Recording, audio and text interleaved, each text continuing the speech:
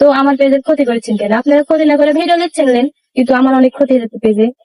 আর তো মিষ্টি মেঘনা দেখুন সবুজ শ্যামলের মাঝে মিষ্টি মেঘনা আর তার স্বামীকে কিন্তু খুবই ভালো লাগছে, আপনারা তো দেখলেই বুঝতে পারছেন। আর মিষ্টি মেঘনার স্বামী কিন্তু মেঘনাকে নিয়ে অনেক চিন্তায় পড়ে গেছে। তো বন্ধুরা কি আর বলবো, মেঘনার স্বামী রাব্বি কিন্তু মেঘনাকে নিয়ে সারাক্ষণই চিন্তা করে, কারণ মেঘনার হলো গিয়ে হুটহাট বাপের বাড়ি যাওয়ার অভ্যাস, এই জন্য। তো বন্ধুরা মেঘনার গায়ে যে থ্রি পিসটা এত ভালো লাগছে, মেঘনা কোন পেজ থেকে নিল এটা একটু জানতে পারলে আমিও একটা নিতাম।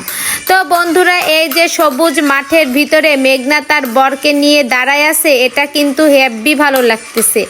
আর এই যে দেখুন মেঘনার স্বামী তো সবসময়ের জন্য দেখি এই একটা শার্ট আর এই একটা প্যান্ট।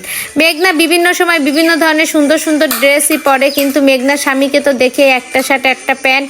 তো যাই হোক, যার যা আছে সে তাই নিয়েই পড়ুক। আর হচ্ছে গিয়ে কি, মেঘনার ছেলেটা কিন্তু হেব্বি ভালো, ও কিন্তু খুবই ঠান্ডা, ও কিন্তু কখনোই মেঘনাকে মানে বিরক্ত করে না, খুবই ঠান্ডা। আর মেঘনার ছেলেটা এত ভালো কি আর বলবো। তো বন্ধুরা মেঘনা কিন্তু শ্বশুরবাড়ি নিজের হাতেই রান্না বান্না করে, সব কিছু নিজেই সামলায়।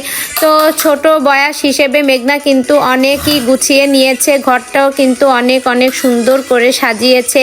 মেঘনার ঘরে কিন্তু এখন সুন্দর একটা খাট আছে, একটা সুন্দর একটা কমফোর্টও আছে, একটা বিছনার চাদরও আছে। মেঘনা কখনোই ভাবতে পারিনি যে ঘরটা এত সুন্দর করে সাজাবে আর সাজাতে পারবে। তো সবই আপনাদের ভালোবাসায় মেঘনা আজ এই পর্যন্ত পৌঁছতে পেরেছে। আপনারা সকলেই মেঘনার পাশে থাকবেন, মেঘনার জন্য দোয়া করবেন। আমার ভিডিওটি ভালো লেগে থাকলে অবশ্যই একটা লাইক করবেন।